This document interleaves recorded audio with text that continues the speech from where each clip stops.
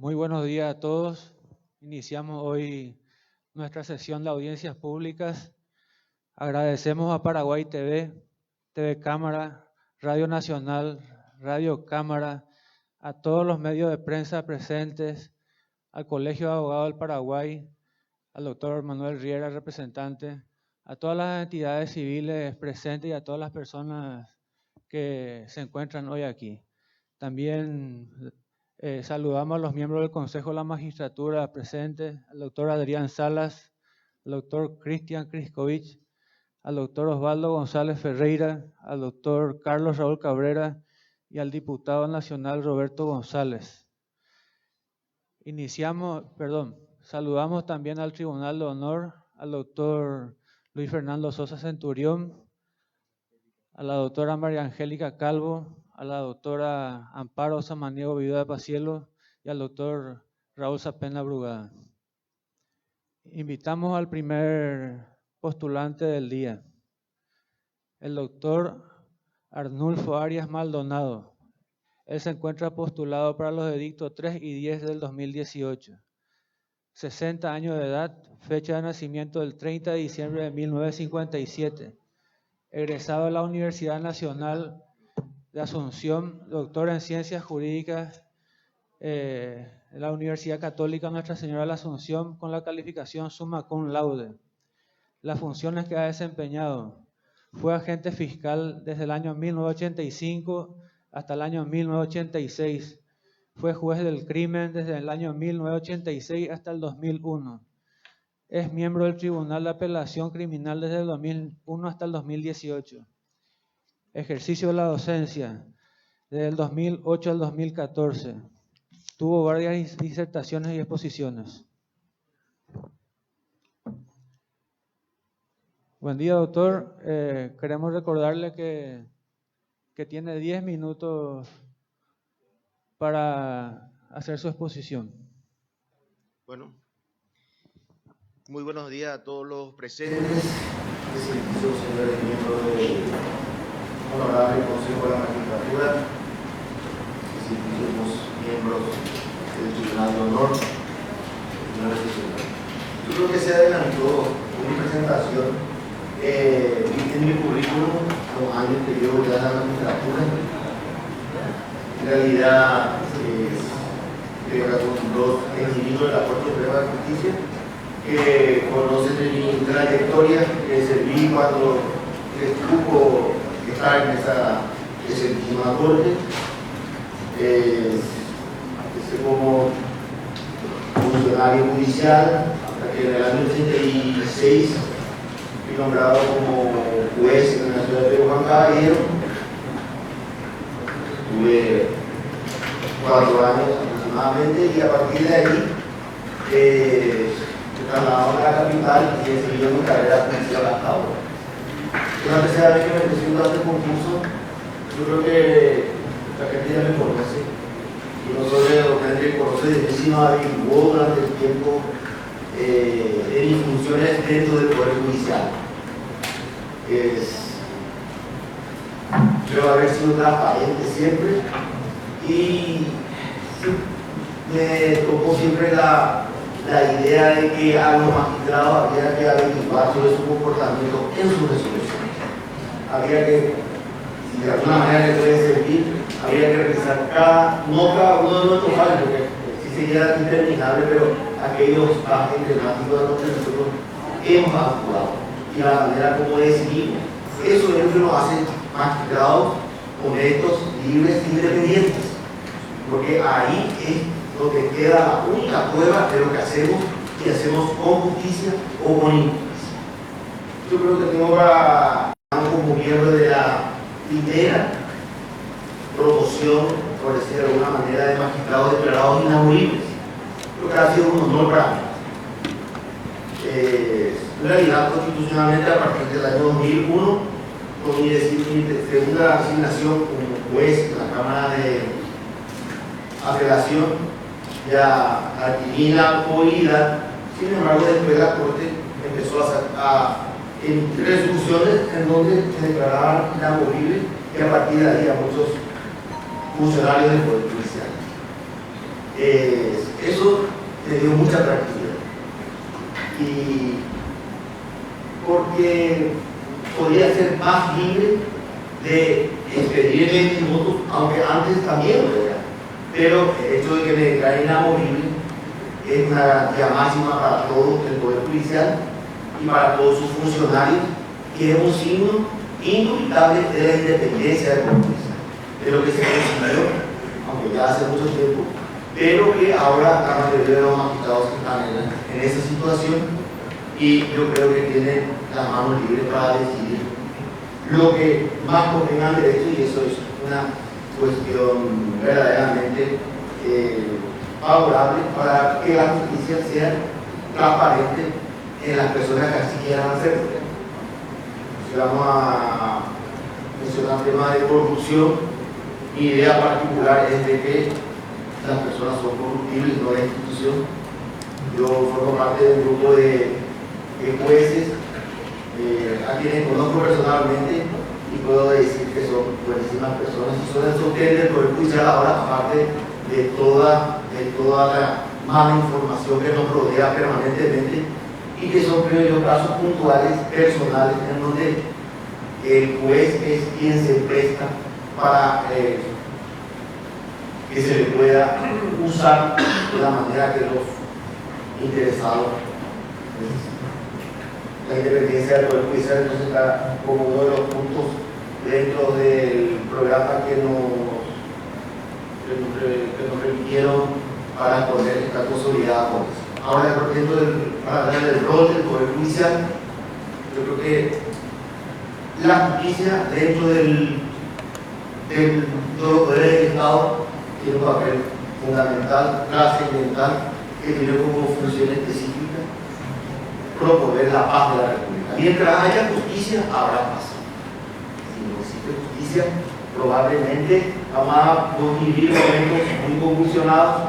Entonces, yo al formar parte de este poder del Estado y ver que el papel que desempeño he votado absolutamente en esa dirección, y dicho con valor en ese momento que era muy difícil para toda la República y para todos nosotros. No puedo dejar de olvidar que pasamos momentos difíciles. El golpe de Estado del 89, después las distintas escaramuzas políticas para forzar la intervención del Poder Judicial en las decisiones que pudiera tomar.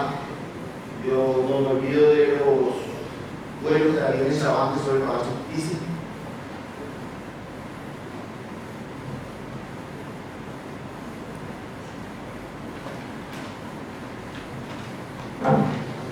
No me olvido de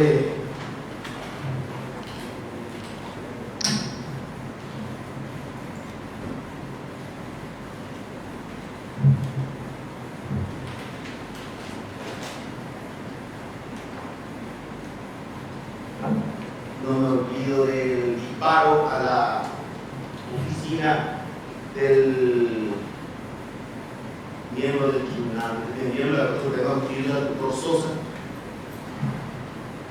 No me olvido de la herida del monseñor Rolón al salir del Palacio de Justicia. Todos actos tienden a forzar que la justicia que nosotros estábamos dirigiendo en ese momento se fuerza a favor de uno u otro interés político. Pero nos mantuvimos a través de todo ese tiempo.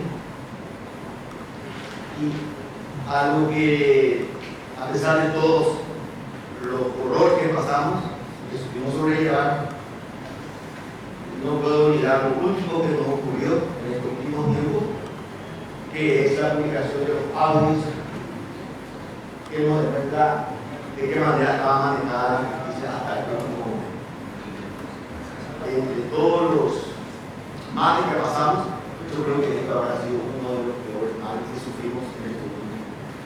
Por eso la necesidad de consolidar la justicia, de hacerla más fuerte, más sólida, más independiente, más comprometida en las cosas que venimos haciendo casi diariamente. En ese sentido, no puedo dejar de citar el papel que nos corresponde para evitar en muchos de los casos las dilaciones en los procesos penales. Las dilaciones en los procesos penales que nos ha llevado a prolongar los juicios casi interminables. Para eso he promovido y editado en mis resoluciones una medida muy sana, que era la revocación de las medidas cautelares a las personas que sufren procesos penales que se han beneficiado con las medidas pero que han abusado de ellas. Recomendé siempre la revocación de las medidas cautelares a fin de llevar a cabo el juicio y en muchos casos ha tenido éxito y en otros. No puedo dejar llamando la atención también mencionar que la cooperación que podamos tener con los países extranjeros en el fortalecimiento de la justicia no debemos de abandonar. Así, por ejemplo, la cooperación en los casos de narcotráfico, lavado de dinero, crímenes cibernéticos, tráfico de armas, tráfico de personas, que permanentemente nosotros somos instruidos y dedicados por los gobiernos extranjeros para poder ir combatiendo este tipo de delitos. Por último, quiero decir una cosa: quiero que nos juzguen, particularmente nos juzguen por lo que hacemos o por lo que hicimos, que nos juzguen por lo que hicimos durante toda la carrera y no por lo que decimos. Eso ya lo dije en la última intervención que tuve en este lugar, pero yo creo que es la frase que se debería tener en cuenta para evaluarnos en todo el trabajo que hacemos. Muchas gracias. Gracias, doctor Arnulfo Arias. Tiene la palabra del Tribunal de Honor el doctor Sosa Centurión. Buenos días.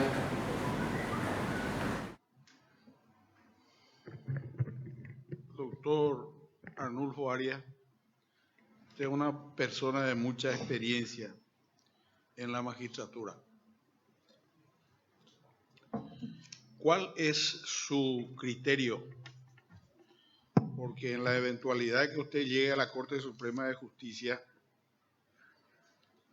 tendrá la oportunidad de establecer sus votos que han de ser orientadores. Repito, ¿cuál es su criterio respecto a las acciones impropias del ejercicio de la autoridad pública en relación a los derechos políticos, si son o no justiciables? Mire, mi opinión particular a lo mejor no va a ser suficiente cuando tenga que discutir sobre esa cuestión en un colegiado. Un colegiado de 9 miembros que vamos a tener que analizar en particular. Y yo creo que del consenso debemos tener la respuesta para la cuestión que se pueda plantear. Concretamente, doctor, nuestra vida política es un poco llevada de la mano de las consecuencias en el Poder Judicial. Y los votos ya determinan criterios que se toman como jurisprudencia y que con el tiempo llevan más a conflictos en el seno de nuestra política. Le voy a contestar con un ejemplo. Integré la Corte Suprema de Justicia en el caso de pedido de revisión de medidas, de revisión de condena del general Ignacio Zaborrieta, con su oportunidad. En las dos oportunidades anteriores en que se tenía que resolver, la Corte Suprema rechazó la revisión y me ha adherido a esa resolución por el motivo que se expresó la mayoría. En la tercera oportunidad se aceptó la revisión y se dispuso la libertad del juez general. Y ahí opuse mi disidencia a decir que por la ley procesal vigente no procede una nueva revisión de la condena, cuando anteriormente se ha pedido esa revisión por el mismo motivo y voté por la inadmisibilidad de ellos.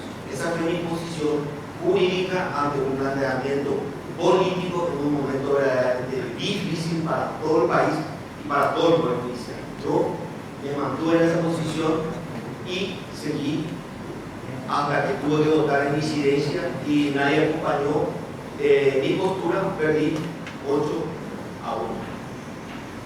Esa fue mi pregunta. Sí. Un miembro de la Corte Suprema de Justicia, ¿cuál es el perfil que debe tener en cuanto a la integridad y a la honorabilidad? Bueno, mire, esa pregunta también le hice yo justamente en todo el discurso que preparé para venir aquí, y yo dije que había que ver que en el momento político que estamos viviendo, qué tipo de persona requiere la autoridad que va a decidir el nombramiento de un juez para este momento, ¿verdad? Si va a ser una persona como lo que usted me está diciendo, o si va a elegir otra, porque estamos en un momento de cambio, estamos en un momento de cambio, se cambia la política, se cambia el gobierno y hay nuevas expectativas. Muchas gracias. La doctora Amparo Samaniego Viva de Pacielo. Sí, doctor, no voy a tener en cuenta la última Sí. respuesta. Por toda su exposición, en una sola palabra, ¿cómo calificaría usted la condición indispensable para un magistrado? Sí, la primera es ser honesto. El coraje no. ¿Cómo? El coraje. Porque todo Señora, lo que usted expresó revela coraje. Es difícil ser honesto cuando no se tiene coraje. Por eso tenemos que ser honestos. Y tenemos que empezar a ser honestos en nuestra familia. Y después en el trabajo.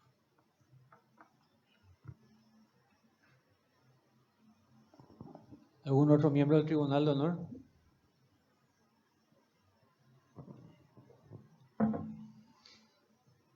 Tenemos una pregunta. Tenemos una pregunta de auditorio, doctor. Sí, señor.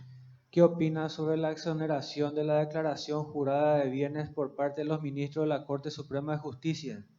Y principalmente el tratamiento de este tema por los propios integrantes del Pleno. Bueno, si voy a dar una respuesta de lo que yo pienso, pero evidentemente la respuesta me va a inhibir a resolver cuando sea ministro de la Corte esa cuestión, porque eso va a llegar a la Corte.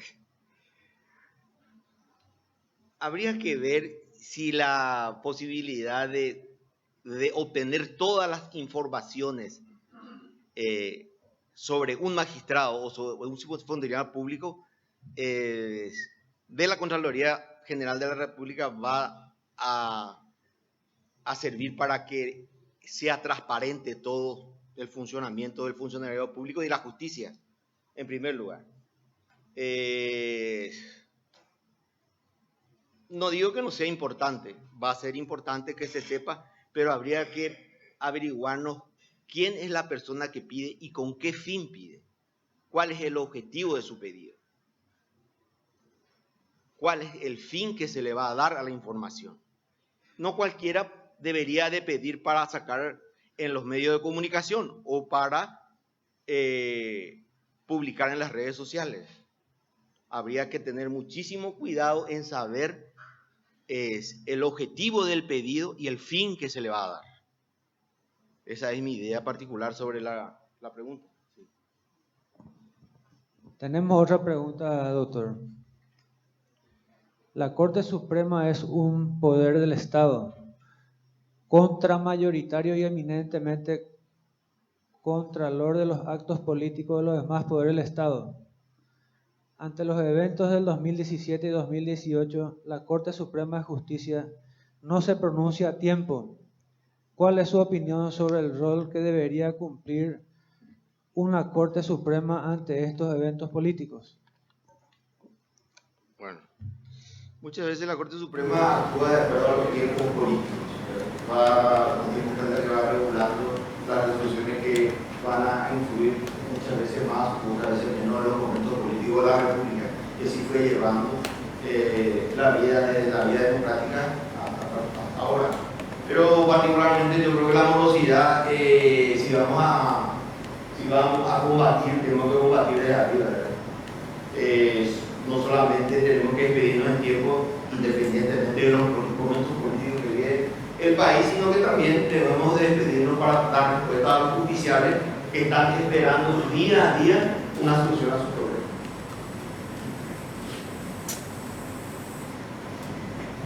Tienen uso de la palabra los miembros del Consejo de la Magistratura. Doctor Arias Salas. Buen día, doctor Arias. En una parte de su exposición señalaba, en la última parte creo que no pudo concluir, diciendo de que se dan dilaciones en los procesos penales y que usted aplicaba el levantamiento de las medidas cautelares y en algunos casos tuvo éxitos, en otros no.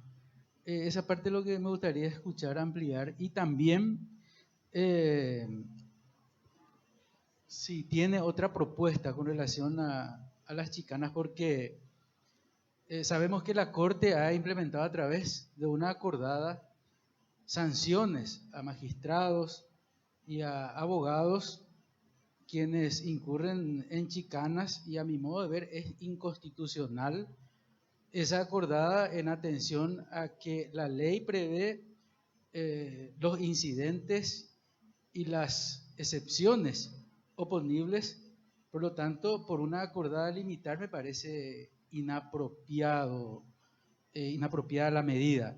Por eso, sí, puede concluir esa parte de por qué no tuvo éxito y cuál sería un mecanismo idóneo para tratar de regular o disminuir las chicanas. Gracias. Muchas gracias por la pregunta. Si me va a permitir terminar lo que nos pide. Bueno, los procesos penales generalmente, cuando existen muchos intereses, las audiencias no se desarrollan habitualmente o no nada como tienen que hacer. Tenemos impedimentos en la audiencia de imposición de medidas, tenemos impedimentos en la audiencia preliminar, tenemos impedimentos en la audiencia del juicio oral público.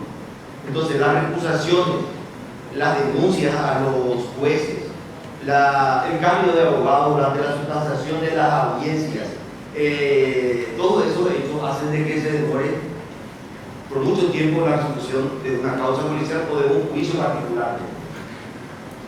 Como la mayoría de los imputados fueron beneficiados con medidas sustitutivas de la prisión preventiva, entonces he recomendado, mi recomendación viene de hace más de 2 años, 2 o 3 años, específicamente con un caso de corrupción del caso del juez Gamba, que había postergado su audiencia más o menos unas 15 veces. Había recomendado como miembro del tribunal a los jueces que revoquen la medida sustitutiva que tenían y que le decrete la detención a solo efecto de concluir la audiencia. Y la ley garantiza esa imposición al juez, el artículo 367 del Código Procesal Penal, me parece. Y de esta manera procedió el tribunal, Gamba fue detenido y la audiencia terminó en 3 días. En todos los otros casos recomendé la misma medida, tanto para la audiencia de imposición de medida, para la audiencia preliminar y para la audiencia de juicio oral público. Algunos jueces accedieron y los juicios terminaron en 3 días. Otros jueces, por motivos que yo ya no puedo saber, nunca decretaron la revocación de las medidas. Y sus juicios continúan, y mientras siga se va a continuar, van a continuar seguramente con 16, 20 o 30 suspensiones, hasta que el juez tenga, como dijo la doctora acá, la honestidad y la valentía de revocar y llevar a cabo esa audiencia. Ahora, en cuanto a las medidas que se puedan tomar, esas son las medidas que los jueces pueden tomar. Ahora lo que la Corte puede disponer con respecto a eso son sanciones disciplinarias que muchas veces podrían recaer en la casación de la matrícula a los abogados, a los profesionales que intervienen en los juicios y que ininterrumpidamente se favorecen de esa situación irregular, o de alguna otra medida económica que puedan imponer, pero siempre respetando el debido proceso. Pero más que ello, yo no creo que tenga más eficacia como la respuesta que yo había propuesto y que la había dicho. Tiene la palabra el doctor Cristian Quintero. Buen día, doctor. Sí, señor. Usted habló de la inamovilidad de los magistrados y usó como ejemplo su propia experiencia, que recientemente adquirió la misma por declaración de la Corte. Y usó una palabra que me llamó la atención: se sintió más libre de juzgar a partir de ese momento. Entiendo que para usted la garantía de esa libertad del juez es la inamovilidad, pero ¿cómo hacer? ¿Usted qué haría desde la Corte Suprema de Justicia para que un juez se sienta libre desde el primer día que asume el cargo y no a los 15 años o mucho tiempo más cuando adquiere la inamovilidad? Bueno, el juez en realidad pasó por muchos exámenes de mérito para llegar a ser juez, ¿verdad? Y uno de los aspectos fundamentales es su honestidad, ¿verdad? Lo único que el juez debería hacer es mantener su identidad, su honestidad, por los 5 años donde va a ser evaluado nuevamente. Y al juez honesto no hay por qué sacarle del cargo. Le quedan otros 5 años de honestidad. Si 5 años más de honesto, ¿por qué habríamos de desconfiar de él? Habría que darle la inamovilidad porque es una persona buena que se comportó de una manera correcta durante 10 años. Y más que esa garantía, no se le puede pedir a nadie. Y hay muchos jueces así. Yo conozco a muchísimos que lo honran. Yo creo que esa. Muchas gracias, doctor. Hay una última pregunta del auditorio. Doctor Arias, ¿cuál sería su criterio sobre la manipulación de los políticos, sobre el manejo de la justicia, considerando que son los políticos los que lo designan? Esa es una pregunta complicada. Bueno, todo el mecanismo de funcionamiento de la justicia, primeramente tenemos la Constitución Nacional, nos dice que debemos ser libres, independientes. Todo puede variar en un caso concreto cuando se tramita una causa como la que me dijo en la pregunta acá el profesor Sosa, cuando tiene repercusión política la decisión que uno puede tomar como juez. Recogiendo nuevamente las palabras de la doctora Amparo, si un juez honesto es un juez valiente. Particularmente uno se hace de esa fama con el tiempo. Y con el tiempo también dejan van paulatinamente terminando los llamados con las influencias políticas para los jueces. Solamente el juez se tiene que hacer respetar. Y eso depende de la persona, no del poder judicial, sino de la persona individualmente hablando. Muchas gracias, doctor. Tiene la palabra el diputado nacional Jorge González. Muy buenos días para todos. Buen día, doctor Arias. Bien sabido desde que hoy día la opinión pública sostiene el criterio de que el causante del mal de la justicia es la politización de la justicia. Si usted llega a ministro de Corte y va a tener que sugerir algún remedio, algún mecanismo para comenzar a despolitizar la justicia, ¿usted cree que partiendo o analizando solamente el estamento del Consejo de la Magistratura, donde estamos dos políticos partidariamente hablando, un representante de la Cámara de Senadores y en mi caso representante de la Cámara de Diputados. Suprimiendo estas representaciones y quedando los otros representantes de otros estamentos, ¿habremos avanzado en la despolitización? Solamente la presencia de los políticos en el estamento de la conformación de terna es el que destruye el sistema de justicia, o hay otros factores políticos a su criterio. ¿Y cómo podríamos remediar? Usted tiene que tener en cuenta que cuando llegue a la Corte, desde la Corte puede sugerir el mecanismo para la despolitización de la justicia. Bueno,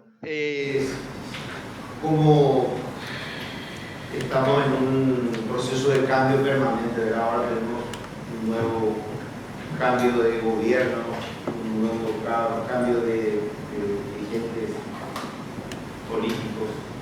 Siempre se ha sugerido la convocatoria de una Comisión Nacional Constituyente a fin de tratar todos estos temas que justamente le preocupan a mucha gente. Yo no creo que la omisión de las personas que provienen de los poderes del Estado político, sea una forma de mejorar para despolitizar la formación de la Corte Suprema de Justicia y de los magistrados que toman el Poder Judicial, porque depende de la persona. Así como nos exigen que nosotros seamos honestos y seamos valientes, quienes nos van a elegir, yo sé que son honestos y son valientes, porque van a por más que sean políticos, por más que vengan de la actividad política, tienen el suficiente raciocinio para saber elegir a quién es la persona que le va verdaderamente a servir a la justicia y que le va a servir a la patria. Nosotros estamos acá para servir a la patria, todos, tanto ustedes que están acá como yo, y depende de ustedes que elijan a la persona que crean.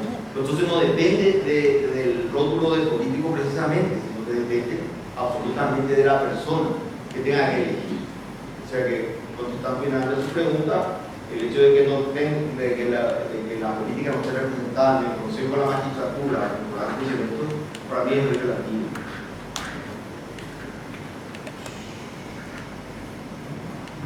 Muchas gracias, doctora Arnulfo Arias. Con esto vamos a terminar su presentación.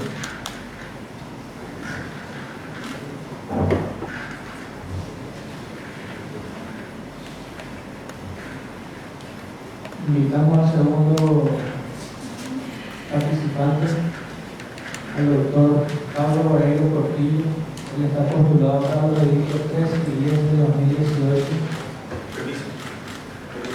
Tiene 59 años de edad, nacido el 14 de febrero de 1959, egresado de la Universidad Católica Nuestra Señora de la Asunción, doctor en Ciencias Jurídicas en la Universidad Nacional de Asunción, con la calificación distinguido. Ejerció la profesión por 32 años. Ejerció la docencia en la Universidad Autónoma de Luque en la cátedra Criminología, Derecho Penal 1, Derecho Civil, Obligaciones del 2005 al 2010 y tiene varias publicaciones. Bienvenido, doctor Pablo Vareiro Portillo, y tiene 10 minutos para exponer sobre los temas. Gracias, doctor.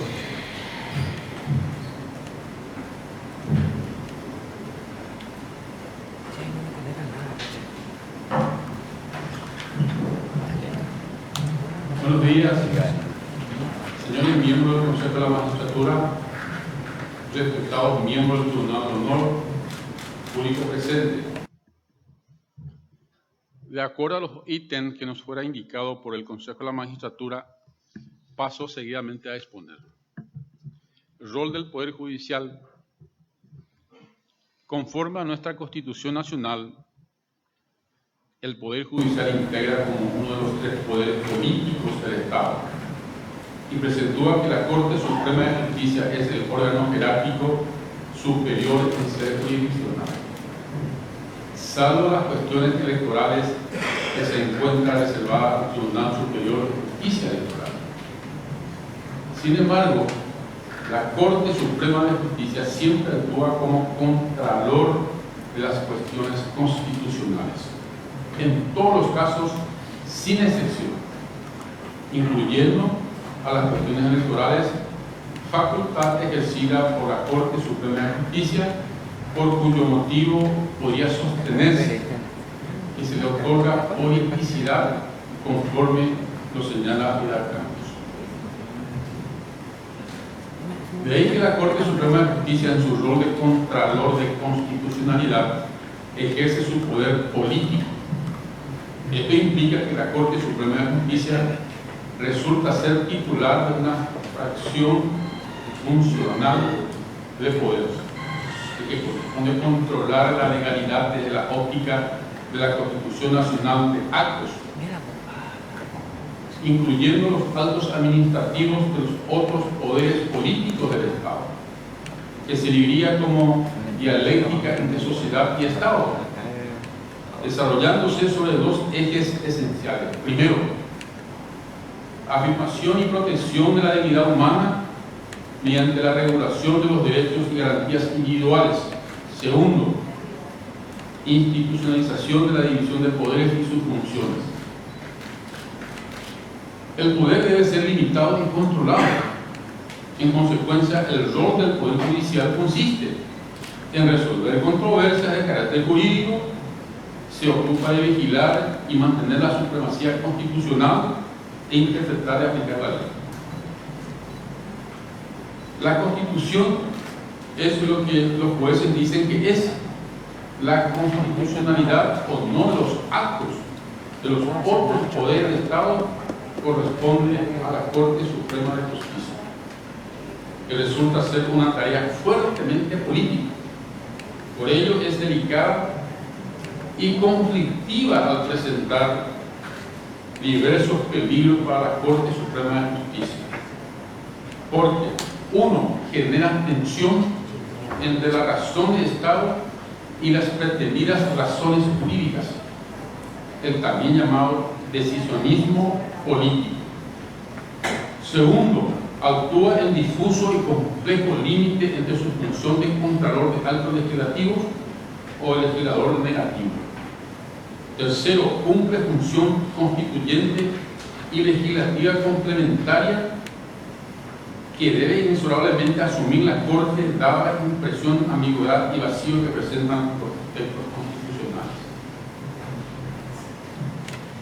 Para acotar respecto al rol del Poder Judicial, considero importante traer a colación las expresiones de Alexander Bickel, quien señala que en sus orígenes históricos, como organismo que ejerce la facultad de control de la decisión de las instituciones legislativas, se relacionan al carácter representativo mayoritario de estas y a los peligros que las minorías observaban si no se elaboraba un sistema de frenos y contrapesos, como limitaciones al carácter democrático.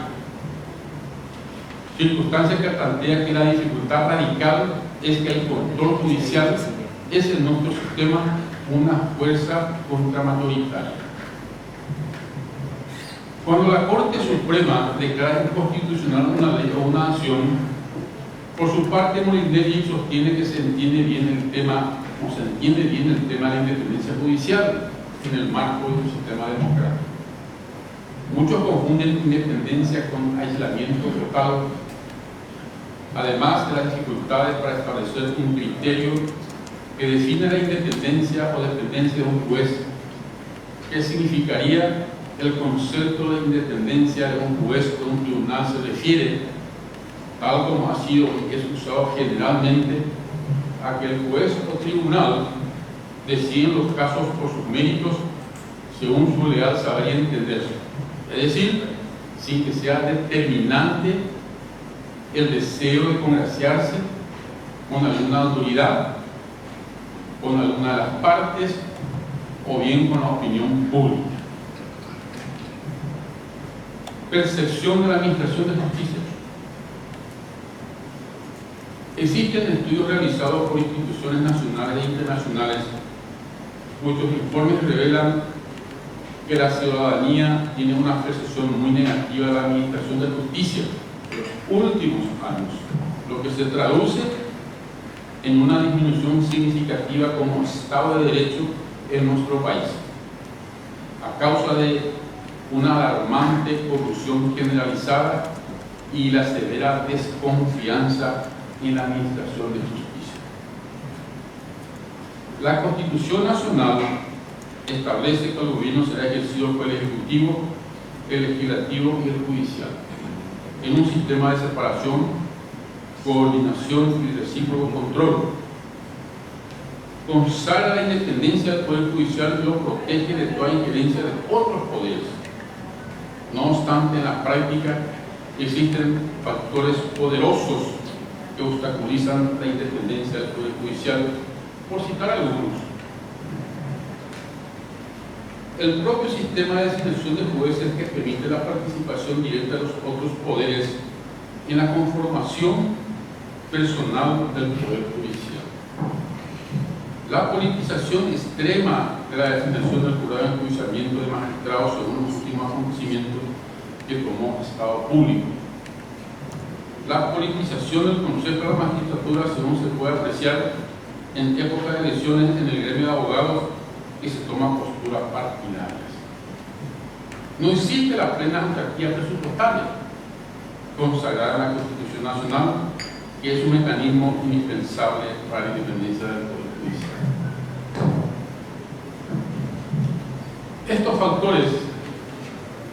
Estos factores negativos se encuentran empotrados en el sistema, por lo que escapa a la competencia del Poder Judicial, lo que implica que la responsabilidad es compartida en el deterioro del Estado social de derecho. Sin embargo, ello no puede ni debería constituirse en excusa para justificar una justicia ineficiente, deshonesta, corrupta, porque la irresponsabilidad, la cobardía de la lentitud no tienen excusas. El juez no debe dejarse llevar por influencia de ninguna base, debiendo asumir su responsabilidad con sabiduría, honestidad, imparcialidad, transparencia y equidad. Debe preocuparse que sus fallos se adecuen a los hechos y a los derechos inexorablemente y con ello buscar el fortalecimiento del servicio de la administración de justicia. Independencia del Poder Judicial, autarquía. Según los principios básicos relativos a la independencia judicial de las Naciones Unidas, la independencia judicial implica, entre otras cosas, que los jueces resuelvan los asuntos que conozcan con imparcialidad, basándose en los hechos y en consonancia con el derecho, sin restricción alguna y sin influencias, presiones, amenazas o intromisiones indebidas, sean directas o indirectas, de cualquier sector o por cualquier motivo. La independencia judicial se debe ser entendida como la precondición para la imparcialidad. Se menciona que la dependencia o independencia de los jueces no se ve afectado solamente por la intromisión en la política o de la presión de medios de comunicación. Podemos redondear, doctor, para ir terminando, por favor. Sí, en cuanto a la autarquía, se puede decir que la Constitución establece en su artículo 249, si bien es cierto lo establece, pero en la práctica generalmente faltan los fondos para el desembolso y entonces esa autarquía queda en letra muerta, doctor. Muchas gracias, doctor Pablo Barreiro Portillo. Tiene la palabra el Tribunal de Honor. Profesor Sosa Centurión. Muy buenos días, doctor. Buen día, doctor. Usted como miembro de la Corte Suprema de Justicia tendrá que sentar postura en las cuestiones sobre evasión tributaria cuando esté por medio de la aplicación de la prejudicialidad administrativa. ¿Cuál es su criterio jurídico al respecto? El hombre de derecho está sometido al principio de legalidad y en su consecuencia la prejudicialidad sería una cuestión que tendría que respetarse y esperar a que terminase el procedimiento administrativo en la sede correspondiente, de modo que pueda servir esta inclusive de fundamento para que se pueda hacer una buena y mejor investigación de la cuestión de que se trate. Obviamente que todo esto tendría que ser analizado en un caso concreto, pero de modo genérico eso tendría que ser. El Código Procesal Penal, por ejemplo, establece claramente como una excepción la prejudicialidad.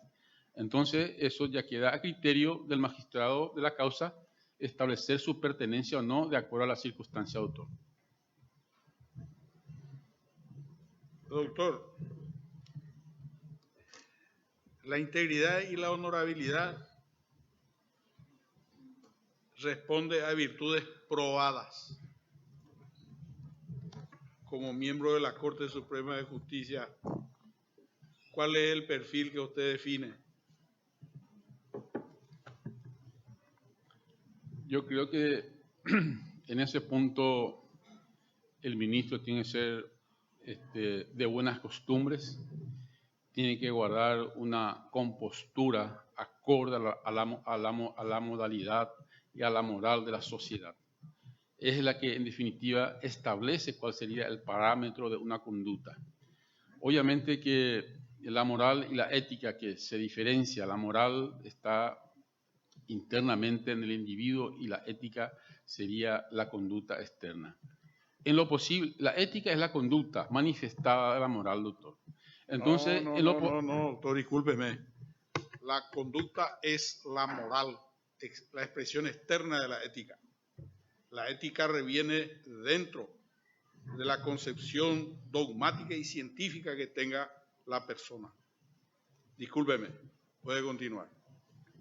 Entonces, lo ideal sería, entonces, doctor, es la coincidencia entre la moral y la ética, que generalmente el ser humano, por ciertas circunstancias de la vida, escinde esos dos valores. Y en lo posible, para probar debidamente la conducta, tendría que el ministro de Corte actuar conforme a lo que piensa el doctor.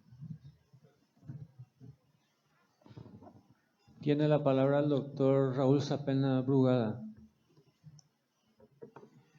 Doctor, cuando usted vaya a la corte, no se va a encontrar con foros y reuniones para discutir cosas teóricas. Los problemas de la corte son reales. Yo quiero que me hable algo y de la corte, no me hable de la morosidad de los jueces. La mora en la corte, ¿qué se puede hacer? Ese punto nomás. En un Estado democrático y republicano, los actos de los funcionarios tendrían que ser pública y publicitada, doctor. Yo creo que la morosidad, uno de los factores en donde se podría luchar contra este mal endémico del Poder Judicial es que se implemente los fallos públicos y de viva voz en donde cada integrante de la Corte Suprema de Justicia pueda demostrar su conocimiento, su entereza y que el público, la ciudadanía, conozca cuál es la postura de su.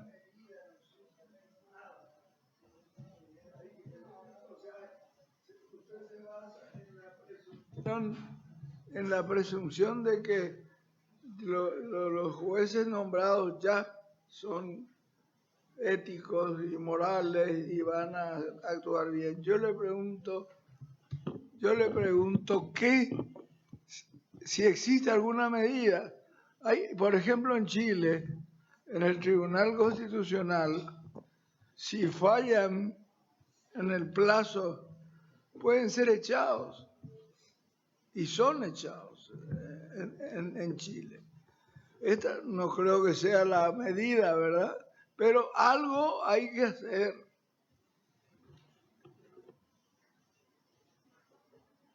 Obviamente, doctor, pero en ese tema, si bien es un punto muy importante e interesante para intentar luchar contra la morosidad, sin embargo, esa situación, en definitiva, son números en el Congreso para que se pueda hacer un juicio político. Entonces, la factibilidad o no, estaríamos pasando o traspasando otra vez al Congreso, doctor. Don presidente,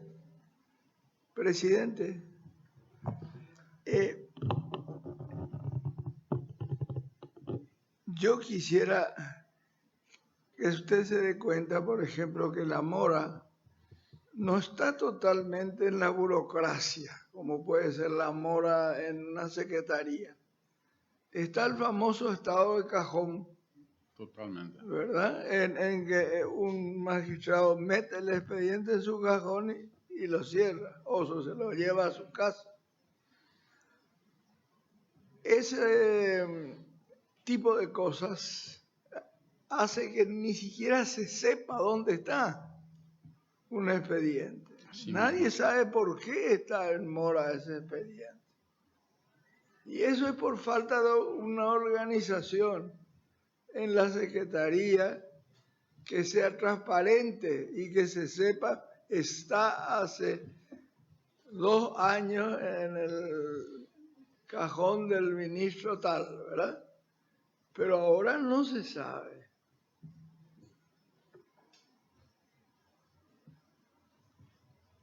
Y sería interesante en ese contexto entonces que la Corte Suprema de Justicia, por la ley que le reglamenta, haga unas normativas sobre el particular y se disponga entonces una sanción para que pueda tomarse medida en ese sentido, doctor.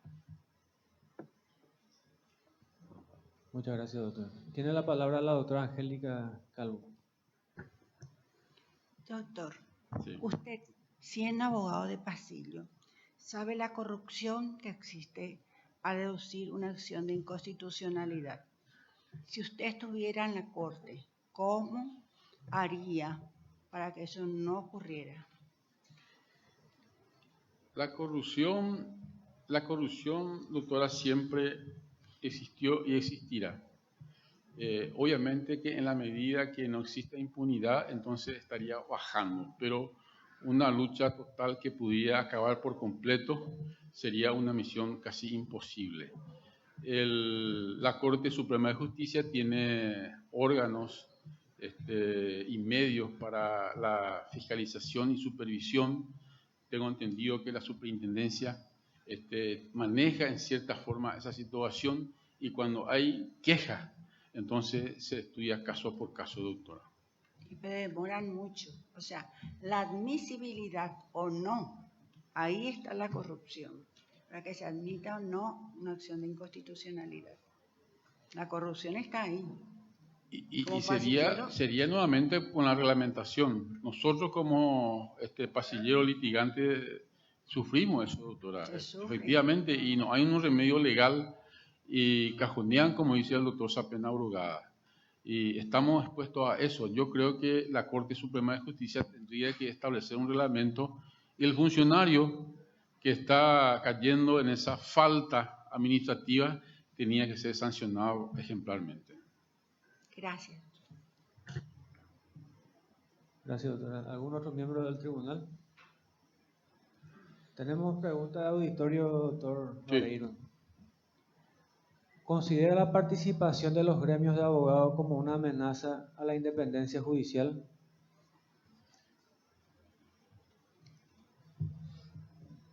No, doctor. Solamente que faltarían, a mi criterio, algunas correcciones. Correcciones que de repente algunos colegas partidizan y ese es el punto en cuestión en donde tendríamos que estar mejorando. Buscar una solución y tratar de darle una salida institucional, doctor. Muchas gracias. ¿A qué refiere cuando llama extrema la actuación del jurado de enjuiciamiento magistrado? Y el año pasado hubo acontecimiento que tomó Estado Público de la manera como se politiza la situación, que inclusive llegó a perderse la investidura de un congresista, doctor. Entonces, esta es un caso específico en donde apaña notablemente la institucionalidad del jurado de enjuiciamiento. Muchas gracias, doctor. ¿Tienen la palabra los miembros del Consejo de la Magistratura?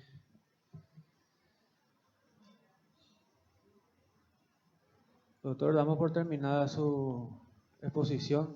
Muchas gracias por su tiempo.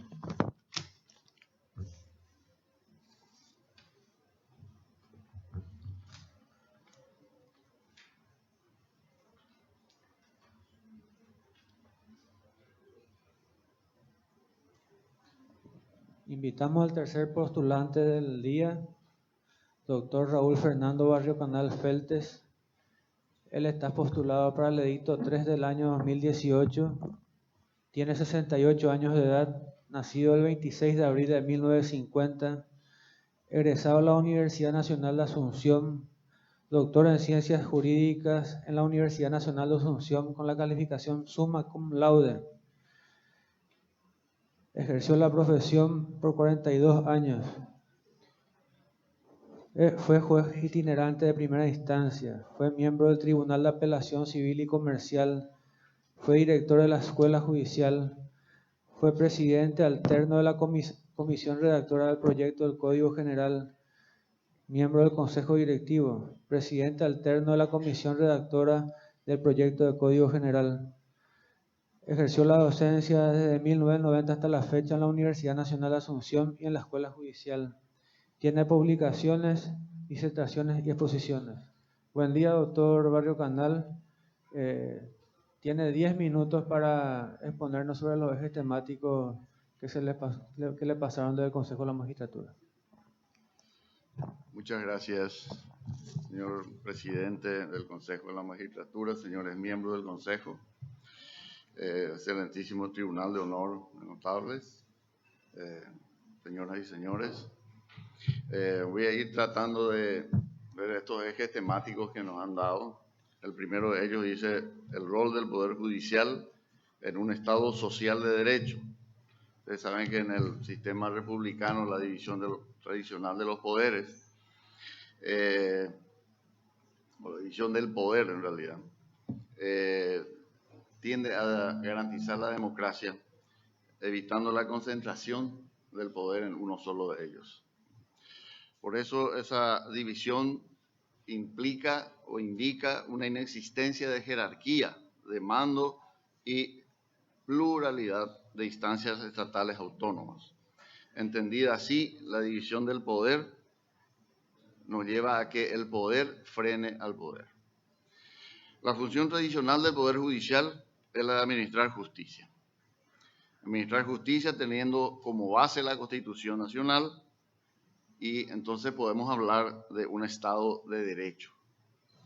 El incremento de la interdependencia socioeconómica de grupos mundialmente hoy, de categorías, de clases de ciudadanos, exigen un correspondiente fortalecimiento y crecimiento de la función de la protección judicial contra ese poder omnipresente del gobierno,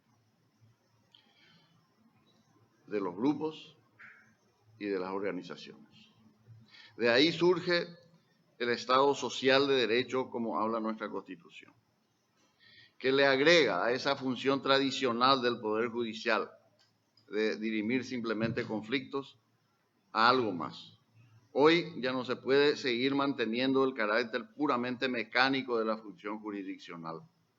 Hoy el Poder Judicial ha pasado a ejercer un conjunto de funciones de extraordinaria relevancia que van desde el control de la actuación administrativa hasta incluso la fiscalización de los actos mismos de los demás poderes, facilitando el acceso a la justicia de todos los ciudadanos y garantizando sobre todo una defensa integral.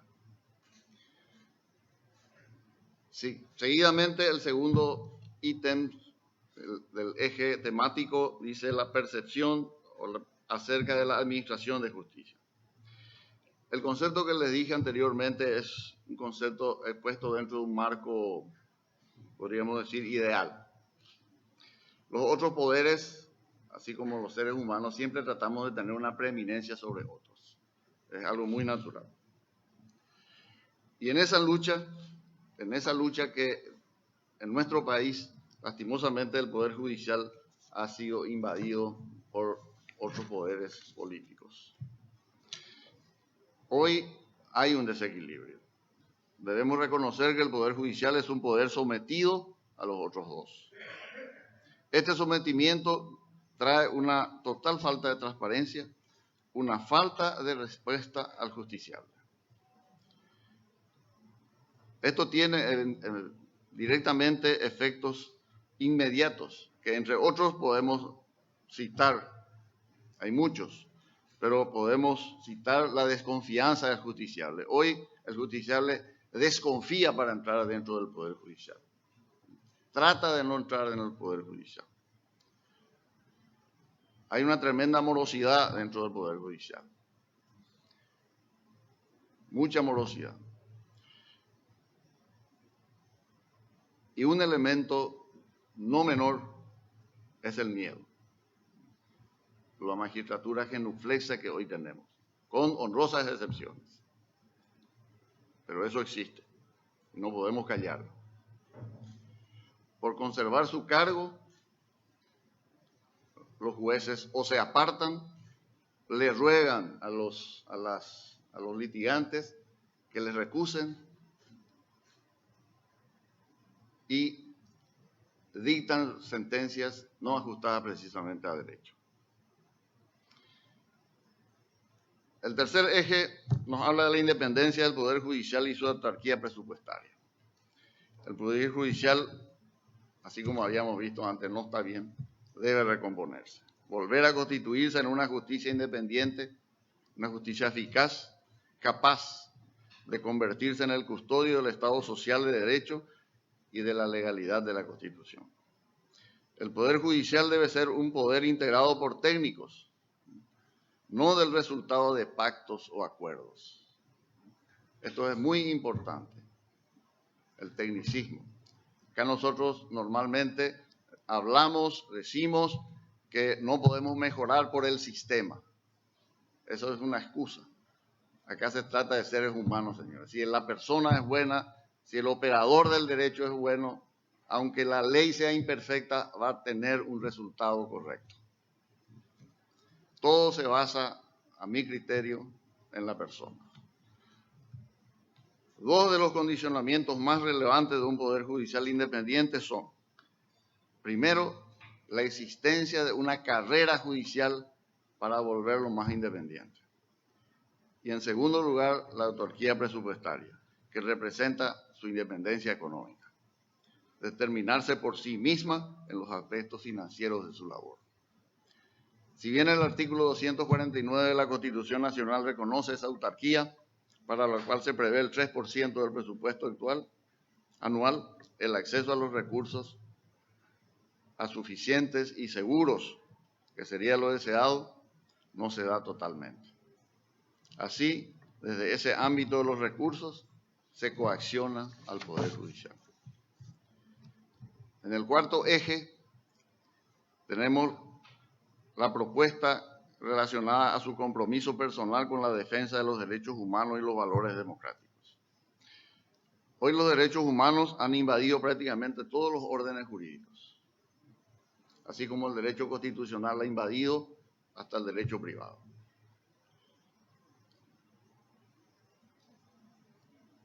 Lo que hay que potenciar, creo que, es la facilitación del acceso a la justicia. Dentro de ese criterio, un mayor compromiso con la labor y la función de los jueces. Una mayor dedicación. Una mayor dedicación. Un trato igualitario, que es importante. Y sobre todo, algo que yo considero de mucha importancia también, es de que el juez y los funcionarios judiciales tomen conciencia de que ellos son servidores públicos y no una persona que está por encima de los demás. Mi propuesta relacionada con el compromiso personal en caso de llegar al cargo. Bueno, yo le podría mentir, le podría decir mil cosas. Se ha mentido, se ha dicho o se han dicho miles de cosas. Y después se ha justificado diciendo era porque yo quería acceder al cargo. Yo no le voy a mentir. Yo lo único que les podría prometer es trabajo y honestidad. Nada más. Muchas gracias.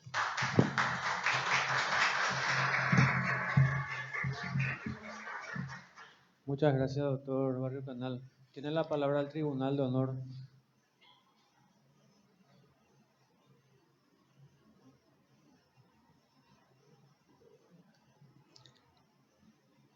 Doctora. Doctora Amparo Samaniego. Sí, yo quisiera preguntarle, doctor Barrio Canal, sí, lo siguiente. Usted hasta el 2002 estuvo en la magistratura. Sí. Usted nos habla de la carrera judicial. Exactamente. Sin embargo, hace 16 años que no está en la carrera, no está en esa carrera, pero sí es un formador de jueces, porque hace muchísimo tiempo que usted está en la escuela judicial. Entonces, me interesa saber, porque ha mencionado, ha usado Estado de Derecho y en otras partes, Estado social de derecho. La connotación de esa palabra social, ¿qué implicó, qué cambio, qué diferencia hay entre un Estado social de derecho y un Estado de derecho? Bueno, hay dos temas, ¿verdad? Uno, el tema de la carrera judicial. La carrera judicial era un deseo que justamente su extinto marido había hecho. Nosotros habíamos integrado a propuesta de él una suerte de organismo en el Poder Judicial en ese momento para tratar de llegar a la parte de la modernidad. Y dentro de ese esquema de la modernidad había cambios de leyes. Y uno de los ítems que tenía era justamente la creación de la carrera judicial. La carrera judicial era una ley que se llegó a hacer. Lastimosamente no pasó de los cajones del poder de la Corte Suprema de Justicia. Dos trabajos habíamos nosotros terminado en la parte de legislación. Uno, el proyecto del Código Procesal General del Derecho, y el segundo, la carrera judicial. El otro por lo menos llegó hasta acá y se quedó. Pero el otro no pasó de acá. Es básicamente una suerte de, no le digo blindaje, pero sí una seguridad para el magistrado. Él entra dentro de la carrera judicial y ya no sale, ¿verdad? Sino por mal comportamiento o por el vencimiento o una tercera opción que es una renuncia eventual, ¿verdad? Los ascensos se van produciendo por su capacidad, su trabajo y su antigüedad, ¿verdad? Y no entran casi, salvo excepciones, miembros externos. Entonces se va haciendo le da digamos, la forma y el interés al funcionario de trabajar, de ser mejor para poder ascender. Cosa que hoy no se da. En cuanto a la parte del Estado social de derecho, ¿verdad? Yo le diría que judicialmente casi no cambió. Tal vez un poquitito. Tal vez un poquitito en cuanto a la creación de mayores o de más juzgados, en donde facilita un poco el tema del acceso a la justicia, que es uno de los pilares del Estado Social de Derecho. Donde básicamente la sociedad en sí debe de sentirse protegida. Es la sociedad a la cual muchas veces no tiene acceso. Imagínense, acá en Asunción todavía nosotros no vemos, pero en el interior del país, donde yo suelo ir mucho a dar clases y compañía, vemos esa necesidad que hay de gente que vive en pueblos un poco retirados de los centros jurídicos, que no pueden hacer una reclamación, por ejemplo, de alimentos para sus hijos. Entonces es un poco que la justicia se acerque y le dé respuesta, porque una respuesta tardía tampoco es respuesta. No sé si satisface. Gracias, doctor. Muchas gracias. Gracias, doctora. Tiene la palabra la doctora María Angélica Calvo.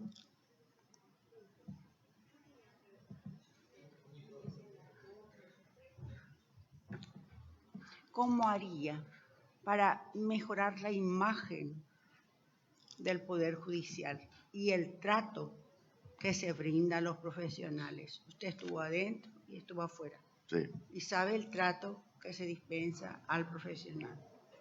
¿Cómo se podría lograr eso? Mire, hay un dicho popular famoso que dice, la vista del patrón engorda el ganado. ¿Qué significa eso? El control. Un control. Yo tendría que, para mí, lo que antes, posiblemente muchos ya no saben, ¿verdad? Pero, y se lo criticaba mucho al doctor Justo Pucheta Ortega, que salía a caminar por los pasillos. Y él controlaba. Ese es un control necesario hoy.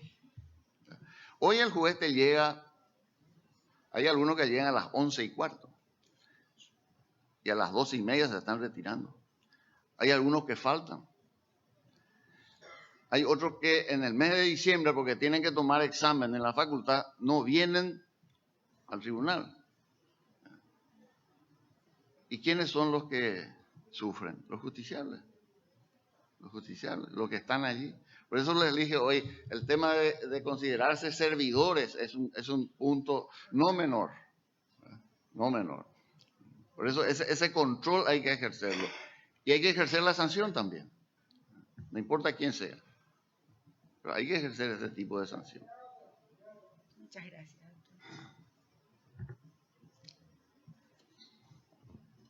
Muchas gracias, doctora. ¿Algún otro? Tenemos pregunta de auditorio, doctor. Sí. Mario Canal. De acceder al cargo de ministro de la Corte, ¿qué acciones realizará para disminuir la mora judicial? Bueno, una de las mentiras que hoy les dije que podía haberle dicho es que yo voy a erradicar la mora judicial. Esa es una utopía. No existe. Sí se puede bajar. Se puede bajar y se puede bajar bastante. Simplemente con dedicación y trabajo. Dedicación y trabajo. Yo recuerdo, y le voy a dar un ejemplo, antes de la reforma que se hizo posteriormente con los sorteos de los expedientes, antes era por cantidad. Eran 300 expedientes por secretaría. En mi juzgado yo llegué en un momento a tener 600 expedientes en 2 horas. En 2 horas se llenaron los cupos. ¿Saben cuánto tiempo despachamos esos 600 expedientes? En 1 semana. ¿Por qué? Porque eran momentos en donde uno tenía que trabajar. Nos quedábamos por la tarde hasta la noche con mis funcionarios y lo hacíamos. No teníamos computadora, en esa época eran máquinas de escribir. Pero le dimos respuesta a 1 semana. Hoy vaya usted a meter un expediente en lo civil. 1 mes para la primera providencia. Es algo inaudito. Es algo que no se puede conseguir bajo ningún aspecto. Tal vez me quejo mucho, ¿verdad? Pero yo soy una persona que anda pleiteando en los pasillos, ¿verdad? Y me quejo, ¿verdad? Y hay juzgados, hay excepciones, brillantes excepciones. Lastimosamente ahora la doctora Calvo salió. Pero ella era una de las que despachaba puntualmente. Y hay varios, pero la mayoría son totalmente sin esa actitud de trabajo. Gracias, doctor. La siguiente pregunta de auditorio. ¿Criterio o medidas a adoptar ante la morosidad de los expedientes y ante el comportamiento genuflexo de los jueces y funcionarios judiciales? Y el control. El control. Hay que potenciar ese tema de los controles a través de la superintendencia de tribunales. Control de la asistencia, control de la producción del personal. Eso es muy importante. Gracias, doctor. Siguiente pregunta de auditorio. ¿Puede un ministro que proviene del ejercicio de la profesión de abogado marcar una diferencia y ser mejor que alguien de dentro del sistema? Yo creo que sí. Estimo que sí. Y hasta estimaría necesario. Porque si usted tiene vamos a considerar simplemente el cuerpo humano. Hay veces que uno tiene un mal, ¿y qué hay que hacer con ese mal? Hay que extirparlo. Y hay veces que se tiene que recurrir a los trasplantes. Muchos de los que están hoy en el Poder Judicial tienen esos vicios que hoy hablamos, de ser genuflexos, etcétera, etcétera, ¿verdad? Hay que tener miedo. Y eso es algo que ya está dentro de sí mismo. Por mantener el cargo, hacen cualquier cosa. En cambio, una persona que va afuera, creo yo que no iría tan contaminado por lo menos. Esa es la esperanza que tenemos.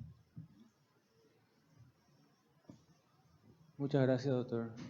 La siguiente pregunta de auditorio, doctor, va relacionada también con una publicación del diario ABC, que creo que usted ya tiene conocimiento. Sí. Refiere, el periódico ABC Color realizó una publicación titulada Leo fue denunciado por lavado de dinero y evasión en una transferencia en fecha 30 de abril de 2018.